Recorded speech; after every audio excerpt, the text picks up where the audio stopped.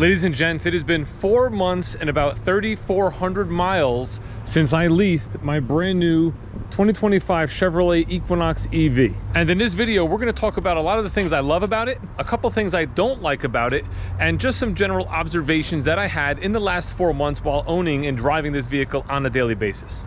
First off, if you follow the channel, you know I came from a Chevrolet Bolt into this Equinox EV, and I got to tell you, this vehicle is everything that Bolt was and so much more.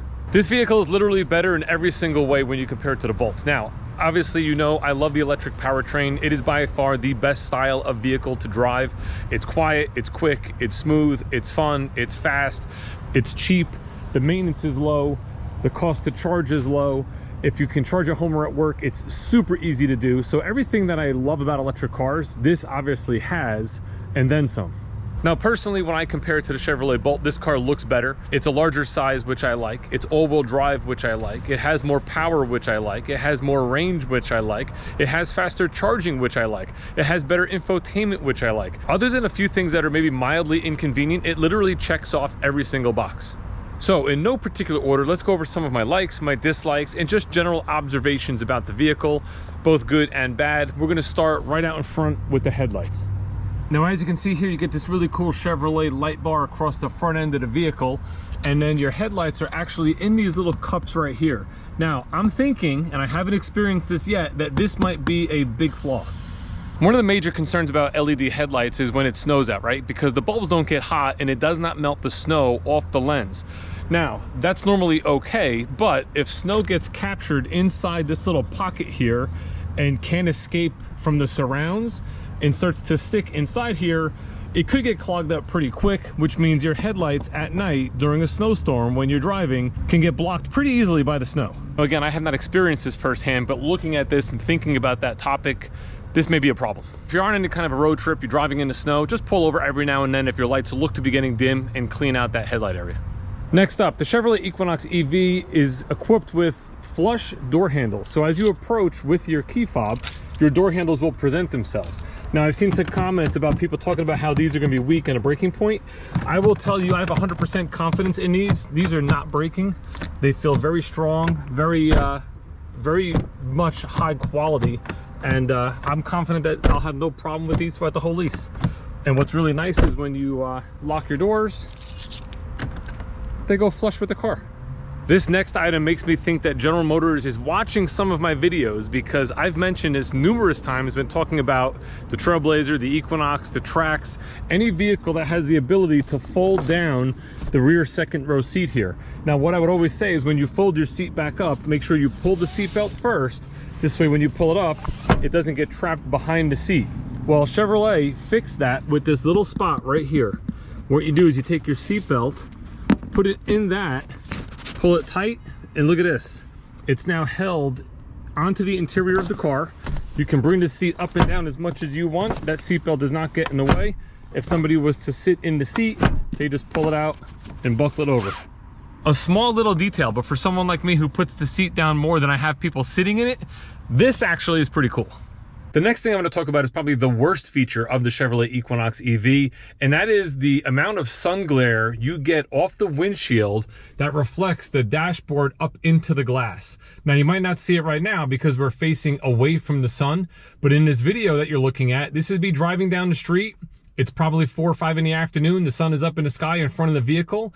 And I'm assuming based on the rake of the windshield and then this pattern we have on the dashboard, it just reflects everything onto the window. Now, I'm told that polarized sunglasses will help with that situation. I don't know that firsthand because these are not polarized. And I really don't know if there's anything else that could be done. Maybe something you can put on the dashboard, you know, whatever it may be. But all those lines, all that pattern, everything on that dash reflects onto the windshield, and just, it can be quite annoying.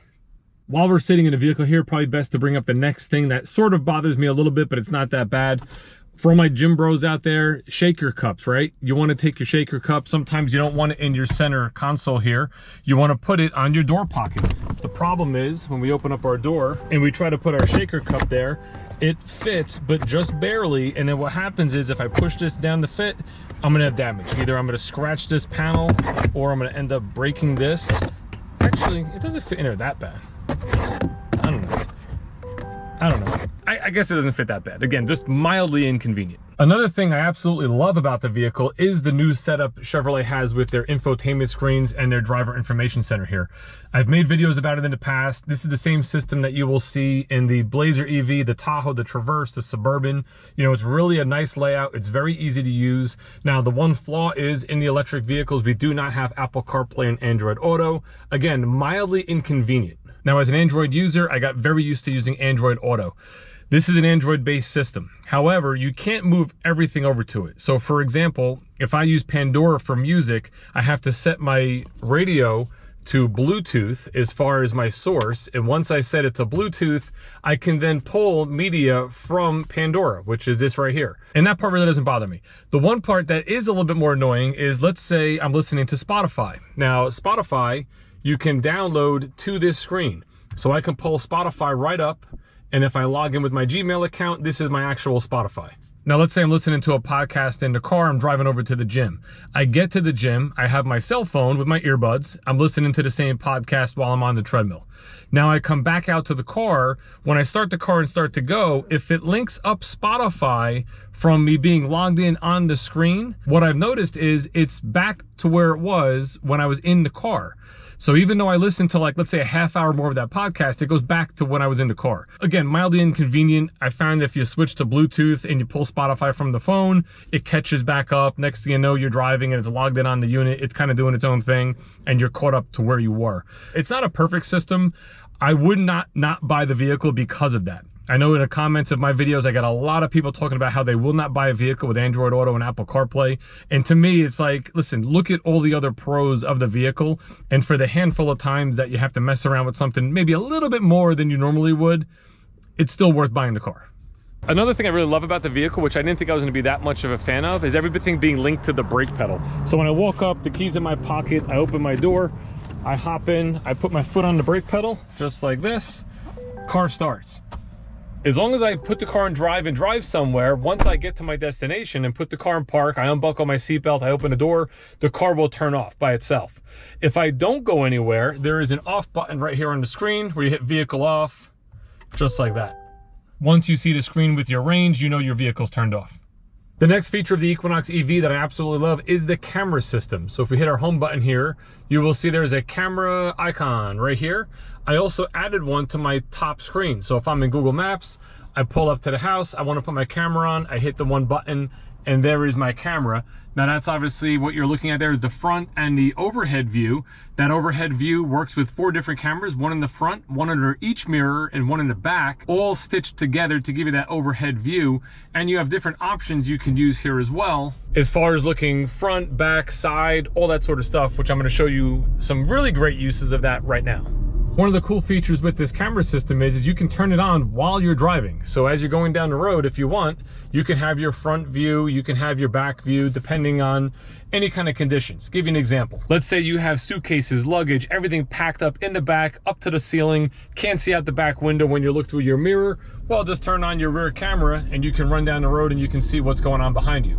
This could also come in very handy if your hood just happened to fly up and block your forward vision out of your window. You can throw your camera on and you can do your best to drive looking only at the camera.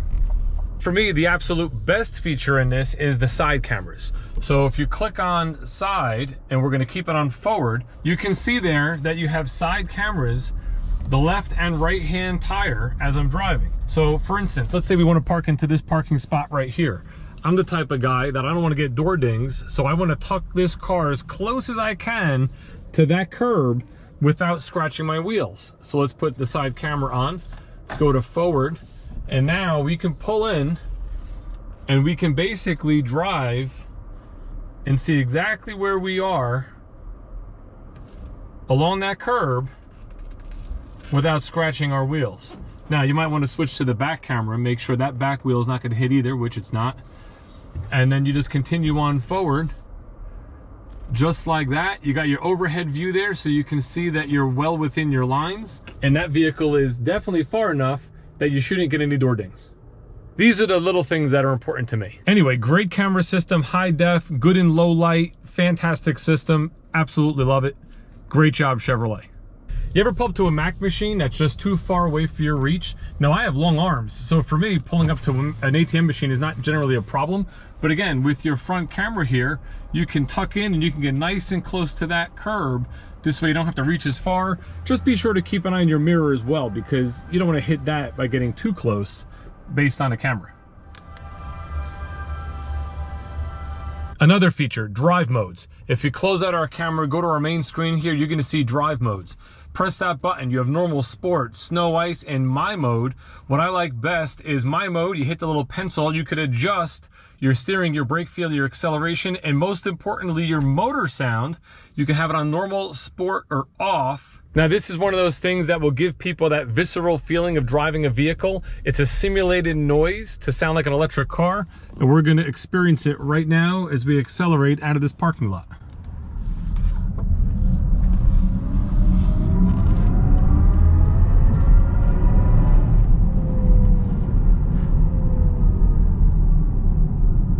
You'll notice you hear it on acceleration, and you also hear it on deacceleration when you have one pedal driving turned on. Another great feature on the Equinox EV, which is an upgrade from the Chevrolet Bolt, is one pedal driving. Now, the Bolt had it. This car has a nice addition. So when I turn it off, the car is gonna handle like a regular car. It's gonna creep when I let go of the brake pedal. It's gonna coast and roll like any normal car would. If I press this on, whoops, wrong button. If I press this on, I can set my level to off, which it just was, normal or high. I'm gonna leave it on high for right now because I actually like the more aggressive one pedal driving. Now, what that means is as I let go of my throttle, the vehicle is gonna slow down at a quicker rate using the electric motor. It's then gonna capture that energy and put it back into the battery, which helps you extend your range.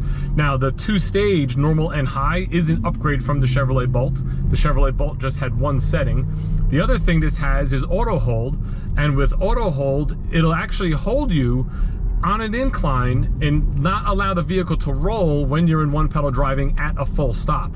So I have a hill here I'm about to go down. I figured this is a perfect opportunity to check that out and show you exactly how it works. Again, the Chevrolet Bolt did not have that feature, so if you were on a steep enough decline, the vehicle would roll, even when you were in one pedal driving where you had to actually hold the brake pedal. Hopefully we'll catch this light. Doesn't look like we're going to. As you can see right now, I'm actually gaining kilowatts. If you look at that little green indicator on the side, that's showing that I'm gaining battery versus using battery. If I was to accelerate and it goes orange, that means you're using. By the way, I'm slowing down right now and my foot is not on the brake pedal at all. I don't know if the lighting will be good enough to see that. You just feather the throttle. It is an unbelievably awesome way to drive. I haven't touched the brake pedal yet. It's been super smooth, it's been easy.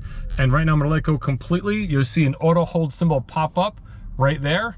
And that's it. The car's just gonna sit here until I tap the throttle again to start going. I gotta tell you, driving an electric car is really a fantastic option. I absolutely love it. It works perfect for me, and I know it works perfect for a lot of people that won't give it a shot, in my opinion, based on the fact that they were almost forced to buy one. You know, when an administration comes out and says by 2035 you're gonna have to drive an electric car, people are gonna rebel. It's fight or flight. Either you're running from it or you're fighting against it, and that's exactly what people did. So now that this current administration seems to have lifted that, or they're gonna try to lift that, where those requirements will not be mandatory, you can look at it not like you're forced to buy it, but that it's just a product that might be an option for you. Give it a shot, go for a drive. You know, working at the dealership, in many experiences, I have people that reject it without even knowing the knowledge, without even understanding how it might work for them personally. They look at the headlines. The headlines like, in California, there's brownouts and they're asking you not to charge your car. But we're in New Jersey, so it doesn't matter to you. Another one was about Florida. When the hurricane passed through, some of the cars got flooded and there was risk of fire with the battery due to the salt water. Well, we're 35, 40 miles from the ocean. We're not getting no salt water up here in New Jersey, so that's really not a concern. So look at it as a product in your personal life. Again, you're not forced to do it anymore. So you can look at it, and if you don't want it, don't buy it. If you think it might work for you, you give it a shot. So that's basically it. I mean, this is my observations, my pros, my cons of the Equinox EV. I absolutely love the vehicle. Again, I love the electric powertrain. So for someone like myself who this fits into their lifestyle, it's just an absolute dream come true to be able to drive such a nice vehicle, a stylish vehicle, a very well-equipped vehicle for such a low lease payment, especially in today's times. Granted, I qualified for all sorts of rebates because I'm an employee and I had a Chevrolet Bolt and all that sort of stuff. But for me, this is just an absolutely fantastic vehicle. And again, it's taking everything I loved about the Chevrolet Bolt and just making it that much better in something that's a lot more stylish and fun to drive. Hope you enjoyed the video. If you have any questions about the car, let me know in the comments. If you currently drive an EV, what are your pros and cons? Put that down in the comments as well. I'd love to get your feedback. Maybe bring something to my attention that I haven't experienced as of yet.